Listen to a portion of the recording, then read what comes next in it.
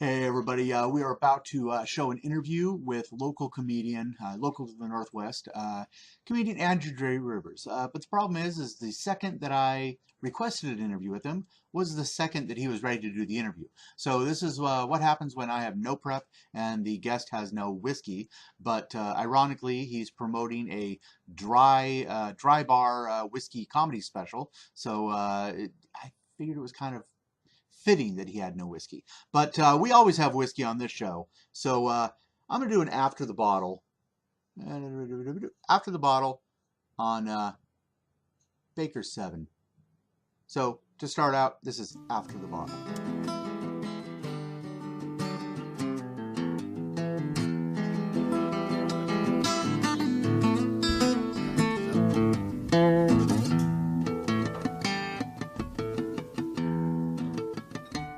All right, so I finished off a Baker's, and I got to say that for the price, it was definitely not worth the price, but it wasn't bad. It tastes really good with a couple ice cubes. I know a lot of you guys really hate when we drink the whiskey with some ice cubes, but this one, the ice cubes really did help. So I would recommend it on the rocks. It's not really something you do neat. It's only been aged 7 years, so it's kind of hard to do a good neat whiskey with only 7 years in. So anyways, Baker's, it's okay. It's I don't think worth the money. Maybe if you can get it on sale, or if you get a deal on it, or maybe they lower the price, or maybe they, start aging it more. But Baker's gets the kind of, it was okay. It was good. I don't regret it. I didn't have to choke it down. Didn't have to mix it with cola. So, not bad. And yeah, for those of you who don't know, yeah, my buddy Salacious Crumb is he's got my back. So, anyways, if you can't spot Salacious Crumb, you got to look a little closer. He's basically sitting on my shoulder. So, and he's always with me somewhere. Salacious Crumb is always with me. He's always got my back. So, anyways, Baker's, it's okay.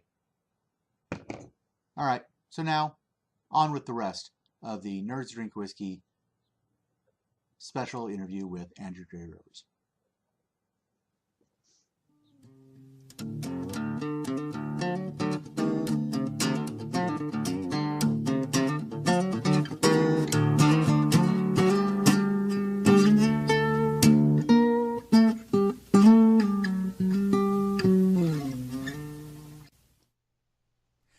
Hey everybody, welcome to another episode of Nerds Drink Whiskey. We're starting last week, we interviewed Mad's maddest writer, Dick DiBartolo, and here we have a much younger person trying to make a living in comedy, Mr. Andrew Rivers. How you doing? I'm doing great. Thanks for having me on. All right, so now, first off, are you familiar with our guest last week, Dick DiBartolo? No. Oh, okay. Are you familiar with Mad Magazine? Mad Magazine, yes. Yes. Okay. So he's basically been in every episode. He's one of the writers. Been in every episode of Mad Magazine. He's also the weird gadget guy on. If you're ever up in the middle of the night and see World News Now, the where all insomniacs get their news. He's Sure. the one that does the weird, goofy gadgets. So, Okay. but anyways, you just did a very interesting. I think this is your first real comedy special, is it not? Yeah. It's for dry bar comedy, which is kind of ironic. Which is why this is when we had to have you on the show. Absolutely. So it's sort of like a Netflix for Mormons, where they edit out offensive parts of TV shows. Like, you can select, like, hey, I want to watch Game of Thrones, but I'm offended by nudity. So you can select, hey, no nudity on my TV shows, and then you can watch the other 13 minutes of a Game of Thrones episode. So it's very exciting. Well, as my absolute favorite actor, Ian McShane, so poetically put it, Game of Thrones is basically tits and dragons. So It's fantastic. Yeah. so yeah, it's to edit it out, and I think we were bantering on Facebook a little bit about wait, if you take out all the tits from, is there any Yeah. show left? Yeah. You know, Yeah. That. yeah, Yeah. yeah. That's the whole Um, point. Yeah. so this is their your special is them doing original content, so they don't have Yeah. to edit it. Yeah. Like what kind of prep did they give you before they courted you? Like in the courting of you Yeah. doing the Well, special? they offered it to me the first time, and I said no because I think they go out of their way to scare the comedians, and which is their right. They have a brand to protect, and they have people coming that have certain expectations, so they want to be absolutely sure that you can meet them. And so, they were talking to me, and they're like, "This is the cleanest you ever have to be in your life," and I was like, "Wow, that's insane." And so I said no, and then a couple friends that I know did a filming, and then I was like, if these guys can do it, I can do it, and that shows you how well I think of my friends. But no, they just gave me good feedback, and they sent me a whole packet. They have a whole thing prepared about, this is what we think, and this is an example of okay, and this is an example of not okay. And basically, they say you can talk about drinking if you want, just not in a positive light. Like, you know, take any story that you have of drinking and go, this is why I don't drink anymore, because I woke up with my girlfriend's underwear on and whatever, That's Right, why right, you right. shouldn't drink, kids, or whatever. Instead of being like, man, I got so wasted. If you're talking about it in a positive light, which I enjoy. We were talking about the theme of the podcast, sip, not slam. That's Always sip, never slam. Yeah. that's a beautiful.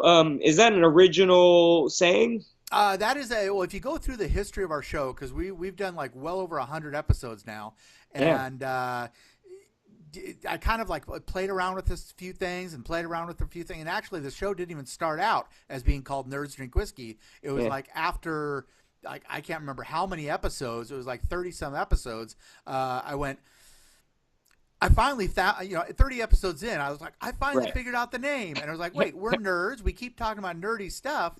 And so why don't we keep having this thing where the nerd culture and the whiskey culture are already like seeping in. So why don't we just Yeah, call it Nerds Drink Whiskey? that's And, great and, because and it's so, it's such a. This is what I love about alcohol and hate about alcohol. I just posted a new video this week from a show where I'm working on a new bit about two drinks only. Two drinks is the new midnight. When I was growing up, my dad would always be like, nothing good happens after midnight. There's no reason to have 24-hour ATMs, which makes sense because you're not withdrawing money at 1 in the morning to give to a charity. The Red Cross doesn't have a drop box. If you're withdrawing money at 1 in the morning for charity, that's a stripper's name. So um, I decided that for my own personal tolerance, that two drinks is midnight, where nothing good happens after two drinks, because you have two drinks and you're like, I feel sexy and successful and the world is beautiful, and then you think, your mind is like, if I feel this good after two drinks, imagine how I feel after 17. yeah, yeah. But it's not a scale that keeps going up. It plateaus right around 3, and then 4 it starts to go back down, where you have 4 drinks and you're like, I should call my ex-girlfriend probably, and then 5 drinks you're like, condoms are overrated, and then It's 7 okay to pee drinks in you're this like, I neighbor's think she wants to mailbox. It'll be fuck my funny. penis. Huh? I said, it's okay to pee in this neighbor's mailbox. It'll be funny. Absolutely. You know what I mean? There's just no good things happen after that many drinks. So I've been reminding, because I discovered this thing. It's like a green tea drink, but it's like whiskey and some other stuff, and it tastes just like a green tea, kind of like a green tea drink or whatever. And so a couple of weeks ago, I was at a bar and we decided to have green tea shots. So anyway, I had some shots of whiskey that, but I was slamming them, and then my friend was driving me home, and then I just started puking all over my car, and it's really embarrassing to drive that to like a detail, because I'm like, yeah, my friend, he can't control himself. He threw up all over my car. I can't believe it. We And need we need to get you a shirt with our slogan on it, just to yeah, remind you of how to properly drink whiskey. absolutely, Always sip, never slam. it's So beautiful. yeah, and I'm sorry, but green tea is for trying to get yourself healthy. Yeah. Whiskey is you don't mix the two. That's This is the sacrilege. problem with Seattle is we're so like health conscious that we want to be like, I want to drink, but I also want to not be hungover and have energy and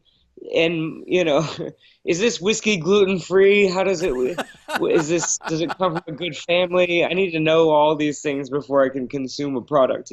So Yeah, yeah. It's um so yeah, I just two drinks is the new midnight, and I'm a big fan of. I'm gonna keep repeating sip not slam. So always sip, never slam. yeah, Yeah. so yeah, Cool. Right now you're actually in the Northwest, correct? correct. I have a show Okay. in Enumclaw Wednesday, depending on whenever this comes out, and but yeah, Okay. tour dates are andrewjrivers.com, and whatever. Okay. Now you're going to Enumclaw. I gotta warn you. If some guy says he wants to take you home to meet his date, Yeah, don't, and especially don't drink anything before you go. Don't do it in the right. first place, but Yeah, you have to because it yeah. could be a horse. Right. I'm gonna bring carrots just in case a guy wants to bring me home. So So yeah, all right. And now, when's the next time you, for those watching in other states, when's the next time you're hitting the road? well, April, I've got some tour dates to Michigan coming up next week, and then I'll be in Fairview Heights, Illinois, which is sort of a St. Louis suburb, about a half hour east of St. Louis, and Vancouver, Canada, and Calgary, and all sorts of tour dates. And then I'm working on some East Coast stuff, but it's all hard to predict what's going to happen. But the best way is if you just find me on Facebook or Twitter, or YouTube, or any adult friend finder, whatever service that you subscribe to.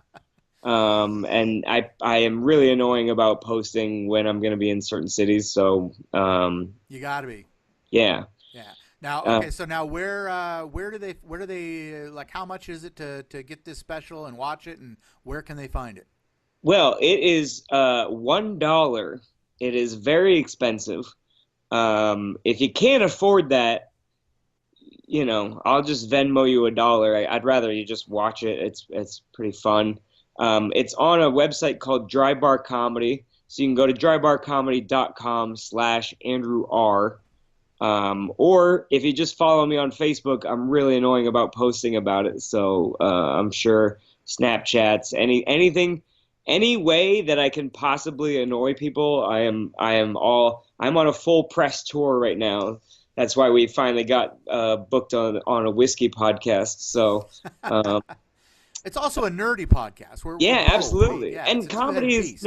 comedy is one of my favorite things because you're like a nerd with words. Like, you're constantly rearranging words and syllables and counting. It's just it's I love things that go as deep as you want them to. Well, you go back So to George Carlin. I mean, George Carlin's entire career was basically just wordplay and right. him playing with words. So Yeah. now, one question about your sober bit for Dry Bar Yeah. is now here you go and you're doing this for Mormons, and I've seen your act. Your act isn't necessarily filthy, No. but did you find it? How much of a challenge was it to do a completely clean set, and how long of a set did you have to do? It was tough. I mean, they said they basically say get to 40 minutes and then they can edit it down if they want. My special ended up being 42 minutes with, I mean, I'm sure that's part of an intro and maybe an outro or whatever, but Yeah, it wasn't as difficult as I thought it would be. The only things that I got, they have like flags or whatever, like, so they have filters, is what they call them, basically, on each special where these are the inappropriate things he talked about, and you can turn these off if you want. So I said the word screw 3 times, and that got flagged. And I guess I referred to a private part. I don't remember making a joke like that, but and then my joke about find me on Facebook or Adult Friend Finder or whatever, they flagged me for saying Adult Friend Finder.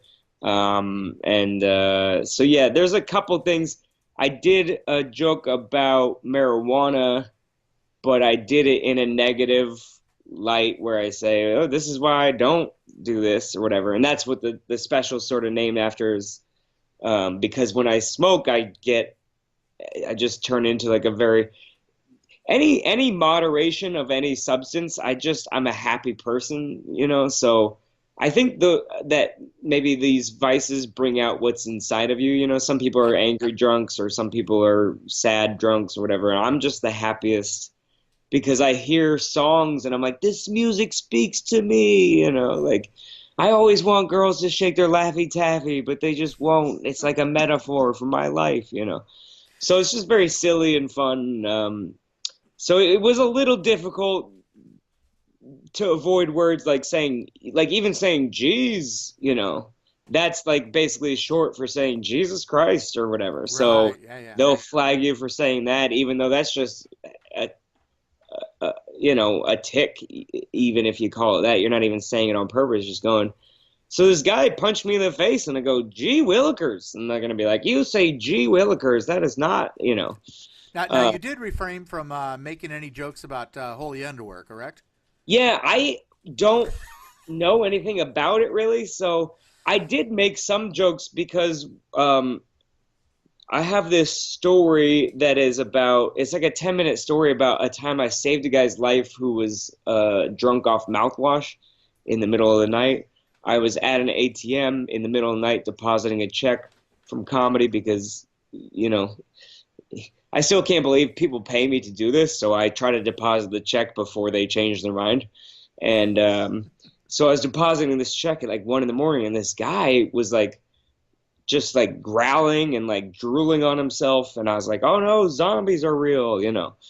So I take him to the hospital, and I ended up just kind of talking to him, and he, you know, I go, what the hell is wrong? And he goes, I drank too much mouthwash, if you know what that means. And I'm like, I don't know what that means. My parents are still together. I don't understand it. You know? So what I later learned after I dropped the guy off is that like some people, especially people in maybe recovery or people that can't access alcohol, will try to drink mouthwash, but it's a non-consumable alcohol. It's poisonous. Yeah. So it shuts down your organs and you can go blind. If you drink too much, you can die. Yeah. So all these things. And so anyway, I'm a hero is the whole point of the story. And but I told that story because you get 2 takes on this special where you do one show and then they clear the room and then you do another show with a different audience. So you have basically 2 shots at testing different materials. So I thought I'd give them some options with, when I did the marijuana jokes the first time, they didn't hit as well as I wanted them to because I think you're doing jokes about what being high feels like. And these are people that have never even experienced caffeine, you know, if they're really, really into this. Mormons don't drink caffeine. Yeah. Right. So they don't know what any kind of buzz feels like. So they just they just go, he's being silly, but they don't have a frame of reference to relate to the material. So they laugh, but it's not like a big explosion like you would think. So on the second show, I thought, maybe I'll try this story because I've always wanted to get a good recording of this story. And I kind of expected them to hate it, but I made a joke sort of teasing them where I go, mouthwash has alcohol in it. You guys are pretty familiar with all the ways to cheat the system or whatever. And yeah, was a little ballsy, and what happened was they gave me an applause break live. Like they thought it was hilarious that I was teasing them, and I even paused the show and I go, I really expected you guys to hate me, and they kept laughing, and I go, that was the biggest surprise of my life. And then I got off stage, and these people kept coming up to me, and they're like, that was really funny because we're not allowed to drink alcohol, and that's one of the ways people will try to drink. And I go, no, I know why it's funny, but I don't know why you think it's funny. Like, you're supposed to hate me, you know? Yeah. And so that joke didn't make the special, but, you know. So, you know, there was just some choices, and there's other material that's like dating stories or, you know, some stuff you're just like, you know, there's just no way to really clean it up, you know, enough to, because they don't want you to talk about premarital sex, and they don't want you to talk about stuff like that. So it was definitely, I spent a good 2 to 3 weeks every night kind of looking at each joke and going, let me write this and let me, you know, take, because a lot of times the swear words aren't necessary. They're just there to because that's just how you talk, and to provide emphasis, a little flavoring, you know, a little bit of flavor, seasoning. And so, you know, I ended up telling like an airplane story, and, you know, those aren't necessarily jokes that I think is my best material ever, but at the same time, whatever. And they still let me be risky with stuff. I told a joke about a friend of mine that has a bomb shelter, and they were totally fine with that. They were great with any joke. I'm sure some of them want bomb shelters, you know, yeah. So, you know, it was a little bit of a challenge, and I'm glad I did it, because now I have this. My friend called it a really fancy business card, which is funny. Yeah. For a comedian, you know, absolutely, your first special. Yeah, it's a special, and it's a thing. And now instead of emailing people and being like, I'm a funny, trust me, I'm really funny, and here's a video I shot from the back of a room one night. You know, I have a full 4K HD multi-camera shoot with great mic on the audience. So it's just really cool, and it's great to brag about on Facebook and remind everyone that I'm better than them. So that's all we really want to do on Facebook, is just remind people that we're better than them. So absolutely. All right, so we're closing out the show. Is there any final comments or words that you want to remind the viewers and listeners of Nerds Drink Whiskey? Always sip, never slam. You got it right. Dude, fist bump through webcam. All right. So, and just for everybody to know, yes, on this one we've done an interview with Andrew J. Rivers, comedian extraordinaire, and but next week we are returning to doing whiskey, and we're actually doing another tour of local distilleries. This time, distilleries in Seattle. Sometimes it'll be tasting a new product. Sometimes it'll be the owners of the distillery giving us a tour.